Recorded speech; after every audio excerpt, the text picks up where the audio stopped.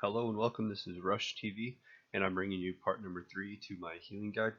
This one is going to be about spells and cooldowns. I put together a video for us. It just basically shows some footage of some raids and mythic pluses that I've done, and with the abilities being used, and I will talk over the top of them. So hopefully you enjoy it. Hopefully it's worth your while, and we'll see if I can answer any questions in the comments below. Alright, here we go, Healing Wave. It has a 2.7 cast time, unbuffed, but with Tidal Waves it actually has a 1.1 cast time, which is very useful. So you'd want to use this in like low damaging situations where, you know, a tank or other people will need your heals. This fight I went tank heals as a just, precaution, because we have, two really great raid healers. So, it's a not very consistent damage done, heals needed done, mastery boosted up, so it'd be a really good situation to use Healing Wave. For Healing Surge, it actually does baseline twice that of the Healing Wave. It's 0.9 seconds with the Tidal Waves, 1.3 seconds unbuffed, so it's half the speed as a Healing Wave, but also does twice as much healing, which is pretty good for like oh shit situations. I use it constantly in Mythic Pluses. This is a 10, I believe. So I kind of just like circle between Riptide, Healing Surge, Healing Wave. Here we go with a couple Healing Waves that are hitting for quite a bit, but Healing Surge is much quicker, like if we're in the middle of a fight and not just walking up to a fight. Riptide, basically use it on characters that need health. It's actually pretty good boost by the mastery, so you want to heal it on people who need the heals and not just use it on the tank.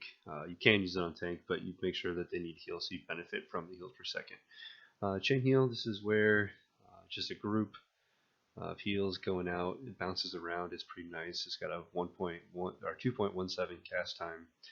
It also gives Tidal Wave, so it's actually beneficial if you have something like Janats where you're bouncing between healing waves, and Chain Heal is actually pretty good.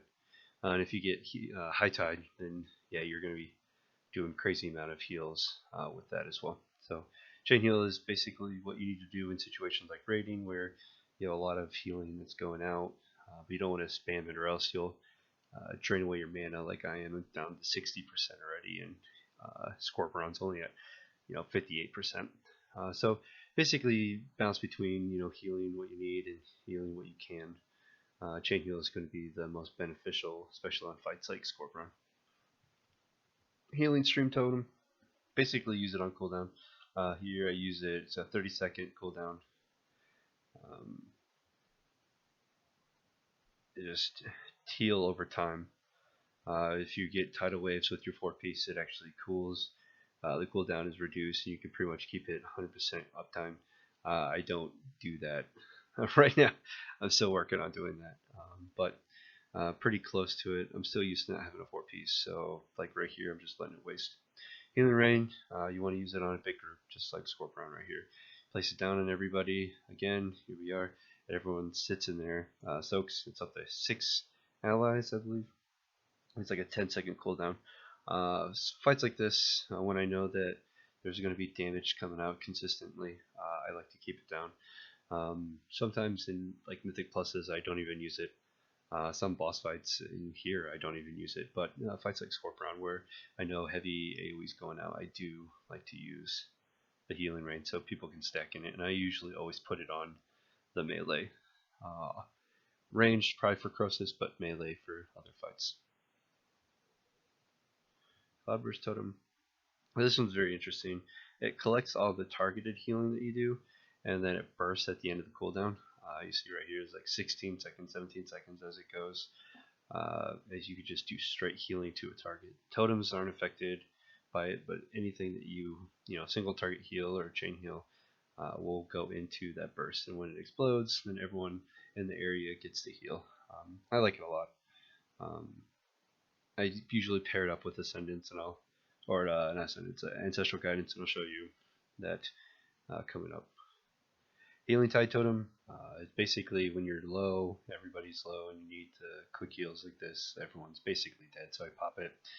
I do need to do some healing in here. I do as much like chain heal, healing surge, but you can tell the heals are just like bumping up from that healing tide totem. So that's my favorite part about it. It's a 3-minute cooldown. Not really mad about it, but it's actually pretty helpful in situations like that. As for other cooldowns, might as well just rotate them through big situations as a healer. I'm sure you would get used to when you need those big cooldowns in a raid. But for like a dungeon like this, use it as much as possible. Spirit Link Totem. Alright, so when we're stacked up in this big group, like here, for Witness of the Void, it's good to use the Spirit Link Totem. After the barrier lands, the next one's coming out, I kind of time the next void, and I throw it down. Everybody's heals just like evens up. It just grabs everybody's hit points. It just evens it out. It kind of makes it tough to heal, but it's alright. Earthen Totem. Throw it down, and it creates like an absorb for everybody. Up to like 3 million damage is pretty good. Situations like the eyes that come out, it's really useful for that. So it just pretty decent cooldown. It's about a minute cooldown. It's pretty nice. Ancestral Guidance. This is what I said. Pair up your Cloudburst Totem, and every heal that you do jumps around and heals other injured members of your raid, and so it just benefits your Cloudburst Totem. I'd suggest always use the Cloudburst Totem with the Ancestral Guidance. The healing from this is just absurd. Ascendance. This is if you actually get the talent. You turn into a watery ascendant, and your heals get spread out to other people in the raid as well. Gift of the Queen. This one is a fun one. Basically, it's just a big heal over the top of everybody. It's your artifact weapon. It does a substantial amount of healing to the group.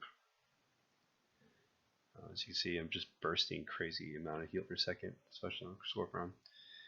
So that's, it's on a 45-second cooldown. It's worth using on. Basically, you can just assume that there's going to be some big heals for that, and then you just burst up whenever anybody needs it. So that is the cooldowns for the Shaman. If there's anything you want to know, any questions, any cooldowns I didn't discuss, any talents I didn't really discuss, please let me know in the comments below. Thank you.